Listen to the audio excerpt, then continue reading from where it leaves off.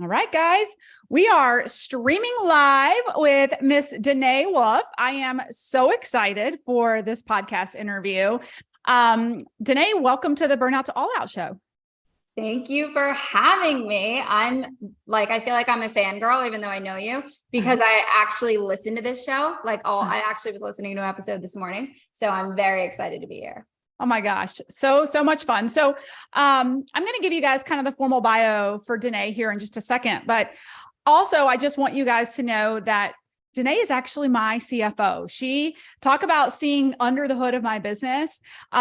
She has really helped me customize tracking, looking at numbers and projections. She's really helped create some confidence in my business. Whether you guys, whenever you pick this up, wherever you know my story, but the first million was definitely the hardest first million. And maybe we'll get into this at some point, Denai, but when cash really starts to run into your business and you've never had that experience before, not having the knowledge of how to really to really assess the cash in versus cash out and what you're investing in can be really, really overwhelming.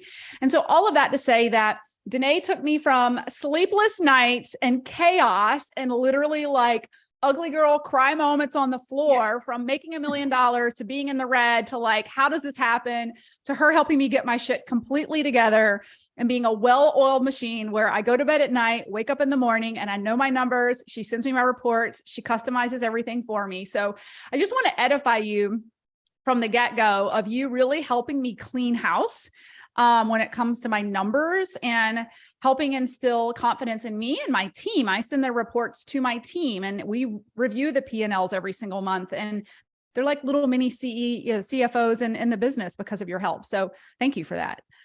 You're welcome. Thank you for letting us be on the journey with you. Yes. And then secondly, so the formal, right? Like the formal bio for Denai before we dive in is she's a virtual CFO. She's a financial clarity coach and a profit strategist. She helps me set aside 10% every month to really put into an asset account for long-term investing, right? Like, why do we work so hard if we're not prioritizing that? She works with big thinking online entrepreneurs to help them increase their profits by designing and implementing financial structures and systems, which she's a genius at. And I'm excited at what you're launching this year. And she understands entrepreneurs because she's done it herself. We're going to talk a little bit about that today. In a past life, she owned a photography business and 2 restaurant franchises. And running these businesses was where she learned the power of numbers. So excited to have you here, Denai. And I just want to jump like right into your backstory before, because this is Burnout to All Out, right? Like we like to hear a little story around some, the trials and tribulations of entrepreneurship and the pivots and the journeys we've been on.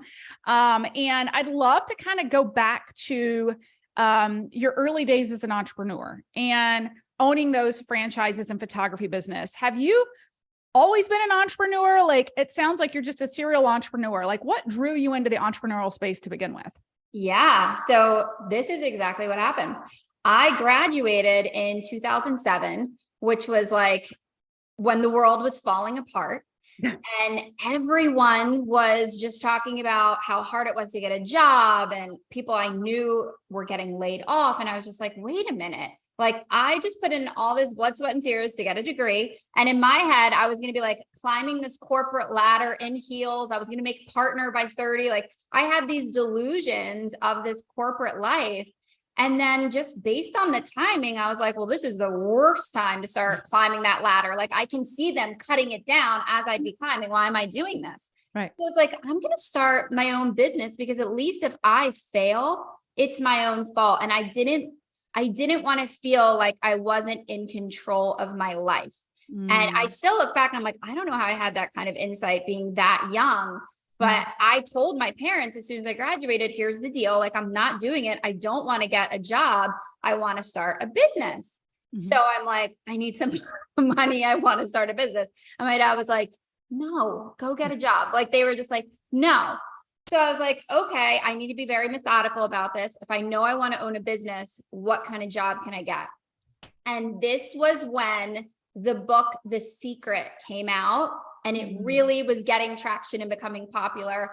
And this whole idea of just like manifesting and visualizing what you wanted. And I'm telling you, my first act of manifestation was this job. I found this female entrepreneur who was 8 months pregnant. She ended up inheriting a business from her family. It was kind of a long story, but she lived in Virginia and the business was in Delaware where I was. And the ad was literally like, we need somebody to step in. We're in the middle of construction. They have to do everything, like owner is about to be on maternity leave and be out. And I met with her and she was like, I can't train you because I had to take this out to bail out my brother. I don't know anything about it. I'm about to have a baby. You got to do it all. And I was like, sign me up. So I took over in the middle of construction. I literally started in September. I had graduated from college in May. So I was so young. And I went in, I figured it out. And our first year, I oversaw the whole, she didn't do anything. She was having her first baby. I scaled it to $1 million. Wow. And I was like, I think I have a knack for this. Like, I think I can do a business. Right. So went to my parents again and was like, give me some money. Want to start a business? And they were like, no. So I'm like, all right, so I'm going to start a business that doesn't require money. And I ended up teaming up with a friend who literally was the most talented photographer. And she said, I'm going to stop doing this because I hate the back end. She was like, I just want to shoot. I don't like the contracts. And I was like, wait a minute. I live for the back ends. Like, let's team up. And we formed our own business and we did it. And we learned a lot and we made some mistakes. But that was my first entrepreneurial experience. And then as it took off, we realized it's all happening on the weekends. And we just were not about that life. We're like that. We don't want to do that. So I'm like, let's kind of stop this now before it just becomes so big that we're like, it's just causing this life decision of now we're giving up all this money to have our weekend. So I was like, let's not even do that. Let's stop it. But it was enough for me to know, okay, I'm ready for the next thing. And that was when I went to my parents again and said, now look at what I did at the photography business. I'm ready to do more. I'm going to do a franchise because the business I was running at work was a franchise. I met with a bunch. Here's everything. I had the numbers, I had everything. And then they said, okay, we'll co-sign on a loan for you. Wow. That's how it ended up happening. And when people say, why did you do a restaurant? I literally, my brother said to me, because I'm like, oh, I got to go to mom and dad and move, like going through all the thing. And I said, but I don't even know what business I should do. I just know it should be a franchise. And he said, well, what do you love? And I swear to you, in my early 20s, this is what flew out of my mouth. I love going to the spa and I love to eat. And my brother said, then open a spa or open a restaurant. And those were the franchises I had meetings with. And the restaurant was just really who I vibed with the most. That's how I made, and I still tend to make business decisions like that. Who would I want to go out to dinner with? That's who I want to work with. And that company that we ended up buying into, we didn't have this stuffed shirt meeting in an office. We actually went out for dinner, and that's how they conducted business. And that's what I ended up doing. And I bought into that. That's incredible. And you were in your 20s. Yes. Right? So any wall 24 when the doors open on the franchise. Wow. That's insane. So tell me some of the wall kicking moments that turned out to be lessons for you that were a blessing, maybe in the long run. All of it. So what happened is when I got into the business that I owned, I was looking at it through this lens of, remember, I still have this day job and I am running it. And the owner, my boss, doesn't set foot in it. She doesn't do anything. So in my head, that's what it was going to be at my restaurant. And I quickly learned, no, that's not going to work. That's not going to work because I didn't have a me, right? She lucked out that I happened to be kick ass at it, but every manager I was getting just could not run the restaurant. So I ended up having to really work in the business. So I was never working on the business. But in working in it, I really got so hyper good at operations. And if anybody's ever worked in a restaurant, that is like an operational, like Tetris game. Like you have to have everything so streamlined. I remember we had these, now I know they're SOPs, but at the time I was just like, here's checklists of how to do, like how to use the oven. And I would laminate it and put it on the wall. And I remember a couple years into the business, the franchise coming to me and being like, hey, can we have your SOPs and like put them on our website? And I'm like, what the hell is an SOP? Like, I didn't even know that's what I had created and had hanging everywhere. And then I was doing time blocking before I knew time blocking was a thing. So they knew at 11 a.m., here's what you do from 11 to 12, like everything was so mapped out. So even though it was such a disaster getting to that place, and I almost felt like things must be so bad if I literally have to say, this is what you do from 10 to 11. But now I'm like, no, it was time blocking. It was SOPs. Like it was getting me in that strong operational mindset, which any entrepreneur will tell you how incredibly important that is. Yes. So that was a huge lesson for me to get from that experience.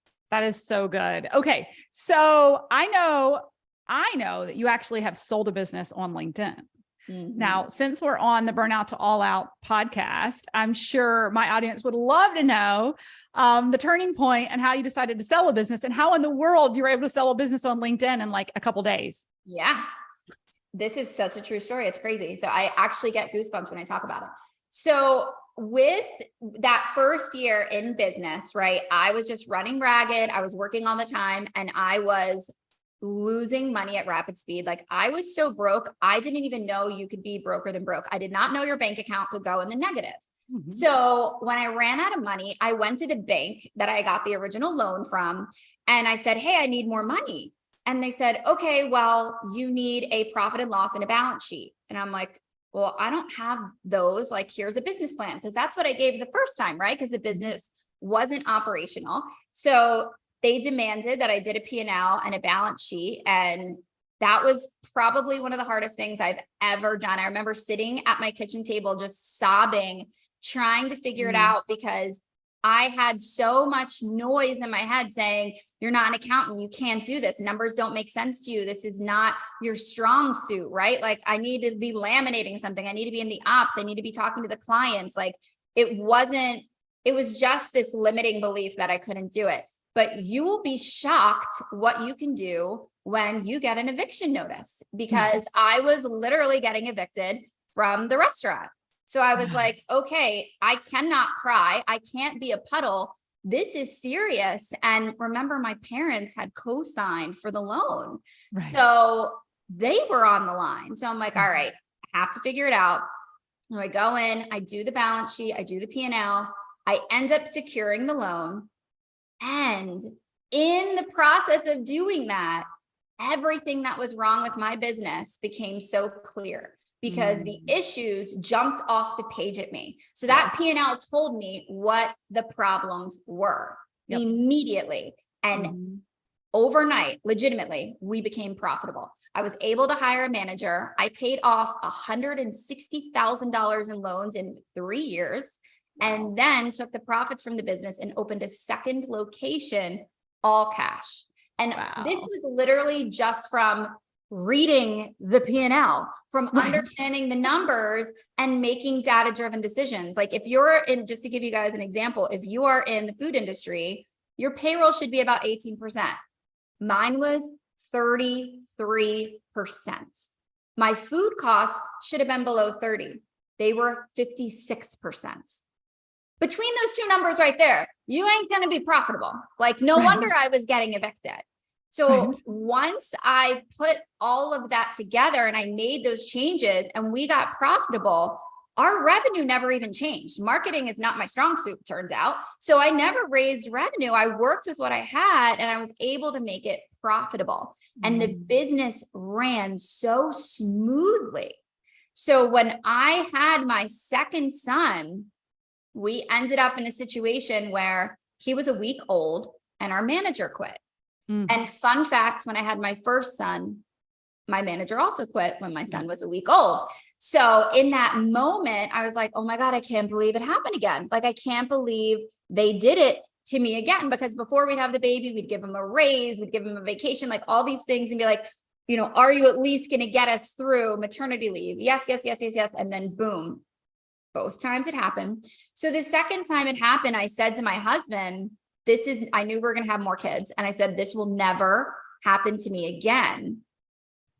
I'm going to sell the business. And it was 9 o'clock at night. I will never forget it. He was a week old and he had just gotten his tongue tie snipped. And my husband said, you're emotional, just go to bed. Well, I didn't go to bed. I stood up and my wheels were spinning and spinning and spinning. And I'm like, how do I sell a business? How do I sell a business? And I'm like, so I put it on Facebook and I'm like, no, it's going to be a bunch of people from high school. Like where? And I'm like, wait, LinkedIn is where the professional people hang out. And someone had just said to me, you need to be on LinkedIn. And I was not on LinkedIn, but you get toward the end of your pregnancy, you're kind of just laying in bed a lot. So I had gotten on LinkedIn like 2 weeks prior. So at about 10 o'clock at night, I get on LinkedIn, trying to figure out the platform. And I'm just like, okay, this is a franchise. Let me find other owners because they would be the ones who would want to buy it. And I just started engaging on their stuff. And one of the other franchisees commented back to me and ended up sending me a message and saying, hey, I see that you own the 2 Delaware stores. Now, one of the stores that I owned was actually the #1 store in the state. So people knew that location. So I go, yeah, do you want to buy them? Yeah. And he writes back and goes, yes, actually, can we meet tomorrow? I swear to you, we took that newborn baby. We went and met him at a local restaurant. We had maybe an hour meeting. We brought him all the financials. We left there, took him directly to both stores. We went on a little tour. When we left the second store, by the time we pulled into our driveway, we had an all cash offer in writing. And he said to me, I've never made an offer that quickly, but your financials were so clean and you delivered them the next day, right? Like the timing, he was like, so I knew it was just something you always had available. And that told me the kind of locations you're running and I want them. Wow. That gives me goosebumps. It was wild. Yeah. It was wild. So good. Well, and I think that the story here, or the piece that I really want to highlight, is sometimes you have to fall to know where you stand. Sometimes like you have to go through the darkest hour before light. And you never would have gotten your shit together had you not gotten into such a bad place, right? And I think back to you and I, like last October when I was in tears because I'm like, I don't understand. Like I've made $1 million, but I'm in the red this month. I don't understand how to manage all this money. It's not making sense to me. And I remember you looking me in the eye and saying, this will never happen to you again. Yeah. She was like, you're going to be fine. And you're going to figure this all out and we're going to get it all organized. And it'll be such a lesson for you. It'll never happen again. And now I know you're also speaking from experience, right? And I remember you saying you will actually be a better business owner because of this. Right? Yes. Yes. So true. So yes. True. So good. Okay. Such a good story. We could talk about that forever. Okay. So tell me about your transition into the virtual CFO space from selling off the franchises with a second newborn. So what happened was when I first had the aha moment and I still just had the one restaurant and I was working toward paying off the loans, I could not believe that I had made a business profitable overnight.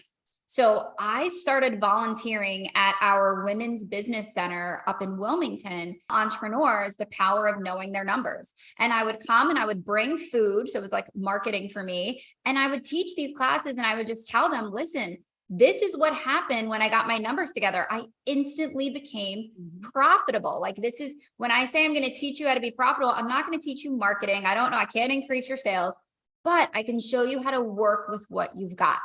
And in teaching those classes, women started asking, can I hire you? Can I hire you? And I'm like, no, like I have 2 restaurants, I got kids, like I have all this stuff going on.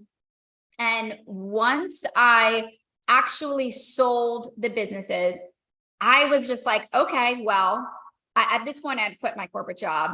And I'm like, well, I guess I'm just going to be home with the babies. And we sold the businesses in the beginning of the summer. And by the end of the summer, I was like, oh, mama's bored. I got to do something. And I remembered there was one specific woman who had asked a lot at the WBC, the Women's Business Center, if I would work with her. And I reached out to her. I reached out to one person, one.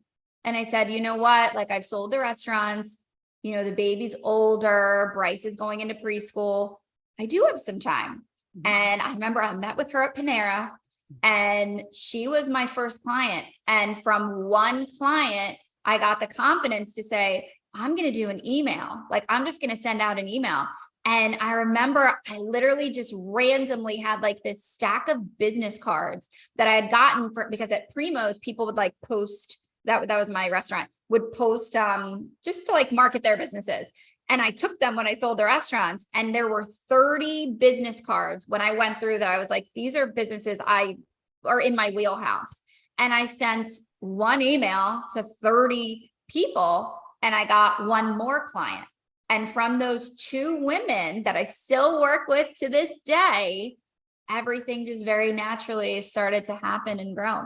Wow. So cool. And so organic. So organic, so organic.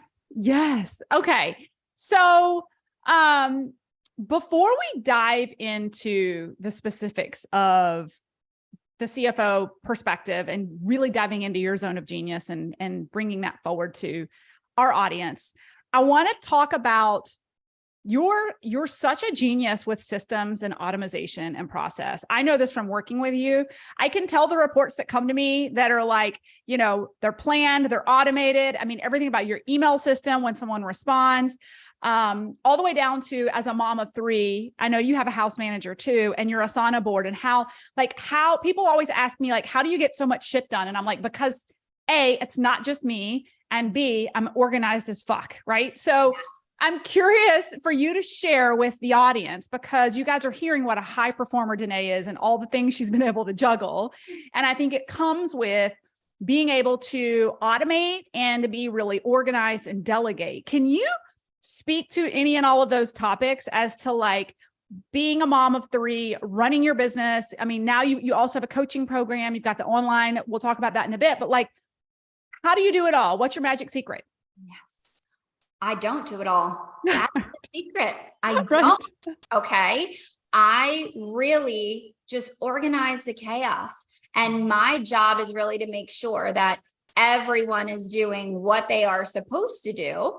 And I've designed what they are supposed to do, but then it's just upkeep and maintenance. And I'm very good at looking at everything in my personal life and my business and saying, what requires me, right? So tucking my kids into bed, that is me. That is me. Reading them a story, that is me. But I don't need to pack their dang lunch. That's right. Why? All right. Where? I need to pack their lunch. Like, that is just not something that's a good use of my time. Do I need to sit down and have dinner with my family? Yes. Am I the person who needs to cook it and plate it and put it in? No. So I'm really, really good at figuring out what I need to do and what I want to do, and then figuring out the best person to do the rest of the crap. And I keep, like, what you expect, you have to inspect. So everything that has to get done, there is a process. Like, there is a specific day when laundry happens here. There is a specific day when we make returns, because I don't know how it's possible, but we have returns every week, whether it's to the mall and all over the place. There's a specific day when we do that. There's a specific day when the meals for the following week get outlined and the menu is done and the grocery list is done. And then a specific day when she picks up the groceries. There has to be a method to the madness, because otherwise you're always just going to feel like you're drowning. And I don't want to just feel like I'm like surviving. Like, I always wanted to feel like I was thriving. And one of the things when I first got pregnant with my first son, I read some of these mommy blogs are like doom and gloom, right? You're never going to shower again. Forget having a hot cup of coffee. I mean, it was a lot of, negativity. And I just thought, these women are like very in their head. So how can I be proactive? And I went to therapy, and I had never done therapy, pregnant. And they were like, why are you here? And I was like, I'm here because everything I'm reading tells me I'm going to be a shit show in about 6 months. How do we prevent it? Yes. And just really learning to be like very on top of it. I made my husband read a book on postpartum depression, like just everything so that I can try to stay ahead of it, because there's so much out of our control, so much. So for me, anything I can control, I'm going to at least freaking try. I'm going to. So I've always just been very methodical with that, and really making sure that I have help and I have support. So when I have a baby, it's all hands on deck. And if that means the nanny's here and my mom is here and my cousin came in for a couple days, whatever we can do, because I'm never going to be ashamed or afraid to ask for help, because I try to look at everything in my life and everything that I do of, does this make me the best version of me for my kids? Like even my calendar, the background is a picture of them, which it took me an hour to figure out how to do that, but it is a background of them. And I am very intentional with anything that goes on it. Is this something that's going to serve me and make me better so that I can be the best version of me for them? And I think a lot of times women, especially, men are pretty good at this, but women especially, we just get so lost in the to-do list and the things, and we don't take that moment to just be CEO of not just our business, but our life, and say, you know, what needs me and what can be outsourced. Yes. And when you do that, it changes everything. And taking it a step further is, once you outsource, you know, what's the process? How do you do it? How does your laundry get done in your house? It sounds like I'm nuts, but guess what? This house runs like a well-oiled machine. And if you show up here Tuesday unannounced at 11 a.m., my house is spotless. That's right. I love it. I love it. I feel like we live parallel lives. Do you know your Enneagram number? Are you an 8? Do you know? Yes, I knew it. I knew it. Me too. And I'm all about control, right? Oh my gosh. So good. Yes, the meal preps are on Monday. All the laundry is done on Tuesday. It's run on Monday. It's folded on Tuesday, because all of meal prep is Monday, so that there's lots of healthy food for the week. I love it. She just went out to return and drop off all kinds of stuff. So I love it. You're a sister from another mother. So I hope you guys are taking note on that. I love the aspect of like, and we do this too. I don't pack lunches either. Right. And it's like, I don't have to pack the lunches. Why does it have to be me? Right? Never has to be me. Same with the food. Right. But I can make sure that my kids are nourished healthily. And so is the family. I can delegate it and own that piece of it.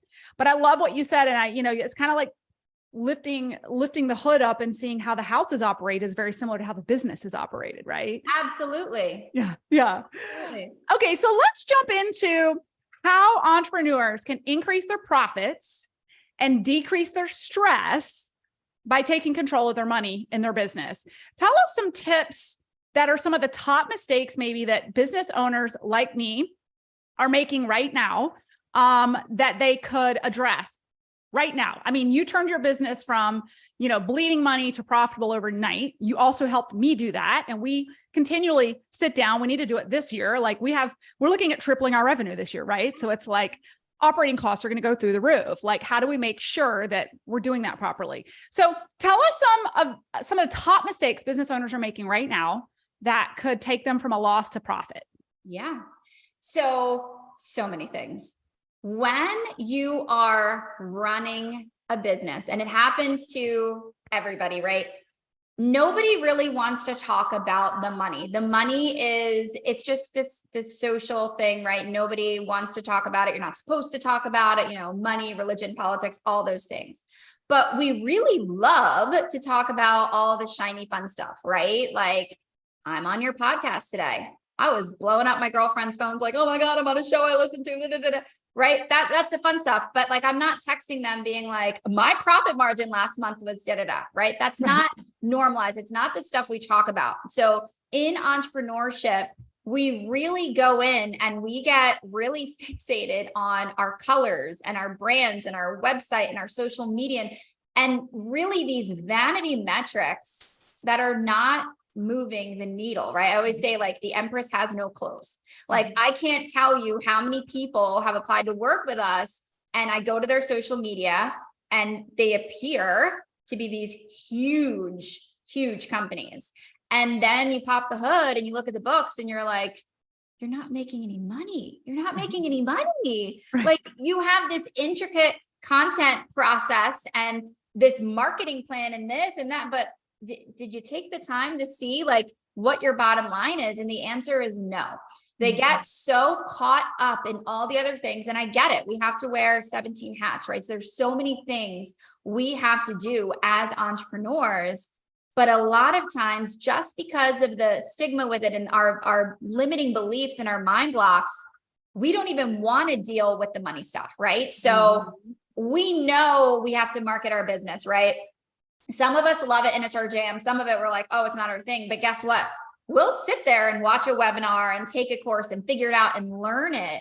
But we are way more hesitant when it comes to learning the money stuff because of this money story and the mindset that we have from childhood. That's really where it stems from. You didn't grow up hearing Facebook ads don't grow on trees, right? You don't go into teaching yourself how to be the HR lady or your marketing guru or your admin, anything else, the roles you play in your business. You don't have limiting beliefs behind them. You don't have these deep roots from childhood already determining how you feel about your marketing, right? Right.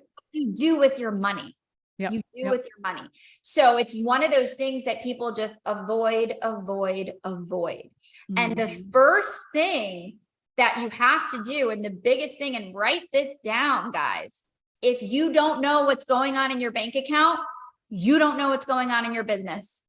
Bottom line, I cannot tell you how many people we've sat down, we pop the hood and we tell them what's going on. And they're like, what? We just had this happen back to back. One of our clients said, this is my best service, makes me the most money, yada, yada. We run the thing. It was her worst. Fast forward to the other day, onboarding a brand new client. She says, oh, that's my worst service. I'm getting rid of it.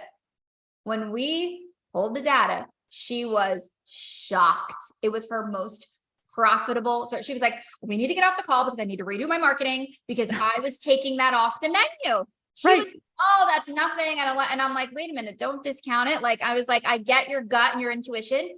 We need to make data-driven decisions. What are the numbers telling us? Your numbers tell the story of your business. Yes. But are you reading the book? Are you listening to your numbers? Your numbers are screaming at you. Yes. But if you have blinders on, if you've got earplugs in, you're not listening. Yes. Oh my gosh. So important that you do. It's so good. And actually, I talked about you on my last podcast, and I want to talk about this for a hot minute because it is so important. And years previous, I wasn't as cognizant, and it was by doing business with you and partnering with you that I've been able to be a more cognizant business owner in business planning. So one of the things I mentioned, I did a podcast last episode on how to plan for a business retreat. I listened to that this morning. Oh, yay. I talked about you in there. And,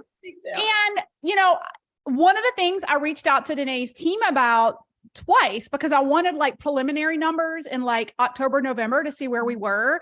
And then right before I went out for the retreat, your team gave me line by line, because we have multiple offers. We've got the academy, we've got the agency, we've got business basics, we've got one-on-one coaching, we've got live events, like right? And your team gave me this perfect line item by line item of exactly how much money each one of my businesses was making for me. And I think this is a really valuable point, because what I was able to do as an educated business owner with the data you gave me was map it out on the wall and look at 2022 and what I want to do in 2023, look at the profits for each and ask myself energetically, how much did this suck out of me? Financially, how much money did it make me? Do I enjoy it? Right. And what I found, and I'm very transparent about my numbers, we were like right at $1 million this past year. And the majority of it, almost half the revenue, came from LinkedIn Method Academy, which love that aspect of the business. One of the line items was our agency, and it did about a little under 200,000. So like 20% of the profit in the business. And it kept coming back to me of like, that's a really hard business to run. And it takes a lot of time from me, and it takes a lot of time from my team, and it's pulling them away from the things that are creating more profit and joy in our business, right? And as I sat down with my business coach, he challenged me the same thing. He said, your goal in 2023 is to do 200K in the agency, but your total financial goal is 3.5 million. And he said, so what if I told you you didn't take on any more new clients in the agency and you made 3.2 or 3.4, I'm bad at math, 3.3 instead? How does that feel? And I'm like, it feels great. I would take the 200K hit to like not have to juggle and manage all of it. Preserve your energy. Yeah. But I wouldn't have been able to make an informed business decision if Denai didn't keep me on track with all of my numbers. I might have been like, no, I've got to hold on to this thing, because it was 20% of our profit last year, but it's projected to be 7% of it this year, but it takes about 40% of my energy to manage it. Right. And that matters. That really, really, really matters. Especially like one of the things when I just think about like, what are my guiding principles when it comes to money? And one of the big ones for me is never forget your why. And I know we have very similar, our whys are, we want to be present with our kids, right? We want those memories, the traditions. So you have to make money in alignment with your values and with your why. And if there's something that's sucking you energetically, you might stumble your way to the dinner table, but you're not at 100% because it took so much energy. And you can do something for an hour that sucks you, and you can do something for an hour that brings you joy and brings you up. And when you walk out, even though it's the same time commitment, you physically will feel very different when you hit the dinner table. And you have to think about that when, I know with us, we have the same goals with where we see ourselves as mothers and wives. Right. So true. So good. Well, what about any tips on how to decrease stress by taking control of the money? I know one of the things you said is like, look at your numbers. So I like meticulously look at them every single month. But what can entrepreneurs do to decrease their stress? Yes, this is, I'm so big on this. So I think a lot of times people hear like the word budget and people don't like the word budget, and it just has like these negative thoughts. So we're going to use the word plan, but just so you people know, it's the same thing. Okay. So you have to have a financial plan. And a lot of people look at plans as being limiting, right? So we are a Disney family. We Disney through and through. We go more than once a year, and you're either a Disney family or you're not. And the people who aren't always say the same thing to me. They're like, oh, you have to have a plan when you go there. You got to do this and then that, and you have to have everything mapped out. And I'm like, hello, why do you think I love it? The reason why I like plans and I like routines is because I can actually be in the moment and be present, because I don't need to say to my kid, oh, wait, I'm on the map. Let me check the app and do this. So you want to have a nice moment with me in Magic Kingdom, but mommy's distracted. No, I know exactly where I'm going, because when my brain was in this state of planning, right? Because you have to make sure you're in the right state of mind when you do anything. I mapped out the day. I didn't try to map out the day with a kid pulling me this way, a kid pulling me that way, a melted ice pop on my shirt. Like, you're too frazzled. So when you have a plan, instead of thinking about it as being limiting, you need to think about it as this allows your brain to be at ease. You just have to follow the plan. I don't go shopping and worry, can I afford this? No, I have a plan. I know exactly what I'm going to do, what I can do. And if we exceed the plan, great, fun money. But when you have this plan, it really gives you this peace of mind, and your brain can be on autopilot. Your brain doesn't have to be thinking as much because everything is laid out for you. And what I loved about your episode, the one I was listening to this morning, you talk about how you get there the night before. You talk about how you make sure you are removed, right? Well, why is that? Because you're getting your mind in the right state. Right. we can't be on the fly planning right now. Listen, we need to be able to pivot. Like every entrepreneur knows that. Hello, COVID, you got to be able to pivot. But outside of a pandemic, you have to be able to get yourself to that state of mind when all is clear and you can create a plan. Then when you're in the moment, you don't have to overthink it. You're just following the plan that you set out with intention. Those plans completely decrease your stress because you don't want to operate your business coming from a place of constantly putting out fires. That's not going to work. You want to make sure that you were intentional. You set the right plan. What I always tell people is if you do it right the first time, you won't have to do it again. And those plans are going to create such freedom. But again, this is part 2, right? Remember before when I said, when you outsource things, what do you have to do? You have to have a way to measure it. With your plans, what you expect, you must inspect. So that means we don't just set it and forget it, right? No, we actually have to make sure, are we sticking to it, right? You have to follow it and stick to it. So you can't, it's not just enough to go to the cabin and have these great plans and then go home and think everything's no, you're not going to manifest that to just happen if you're not actually putting in the work. So making sure that you create a plan, that's step 1. Step 2 is, what is the process to following up on it and measuring it and making sure it's actually happening? That is going to eliminate all of your stress. I love it. And you would be so happy. You talk about delegate and measuring. When I left the cabin, I was like, someone needs to be in charge of presenting our sales data and tracking it every single month. So I now have a sales manager who we build a dash for her. And she's literally at the beginning of every month is reviewing with the entire team. Here's the financials, right? Here's how much we spent. There's months where we blow it out of the water and are way up there in the green. And there's months where we're absolutely in the red because we've sold nothing. And it's like really important for them to see, fluctuates, where that puts us and where we're tracking for the year and where are we going to make up for the loss if we didn't hit numbers here or manage the cash influx that's coming in. So I love this. This is so good. Well, Denai, I know we're kind of running out of time. Any final advice to the online entrepreneurs? I mean, anybody really, but I know my audience are mostly online entrepreneurs, but any final advice for these guys that can help them in their money? Yeah, I would say really that first step is just getting your mind right. You have to be open to receive, and you have to just remind yourself, you started your business to make money. Bottom line, I think there's a lot of talk of if you're in it for the money, you're in it for the wrong reason. Well, all those gurus who are telling you that, you're paying them for them to tell you that. Unless they're running a nonprofit, they are full of shit. We are in it to make money. Yeah, your passion dictated the type of business you started, but that number one reason was you were trying to put money in your pocket.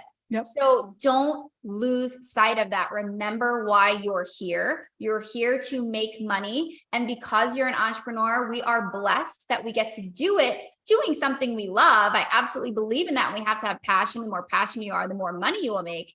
But the number one reason we're here is to make money. So always get back to that and remind yourself and look at the way that your business is being run.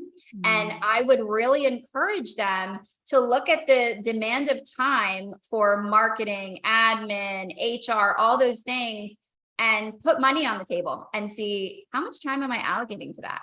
It's like the redheaded stepchild. Nobody pays attention to it, and make it a part of your routine. The same way you're tracking what your salespeople are doing and tracking all those things, actually be reviewing your numbers and seeing, am I putting money in my pocket?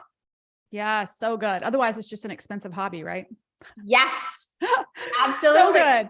Well, if you guys are loving all the things that Denai is sharing and you're interested and learning more, and her genius in helping me operate my business and really turning it into a profit machine from, bottoming out after, making money.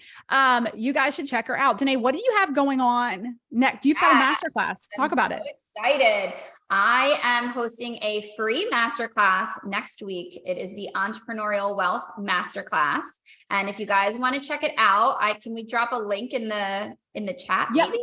Yeah, we'll have the team drop it in the chat. If you send it to me, or if you email it to teamburnout@allout.co to Blady, and she'll get it to the right person. Yeah, we'll get you guys the link. You can register. We're going to be meeting every day next week on Zoom so I can see your faces.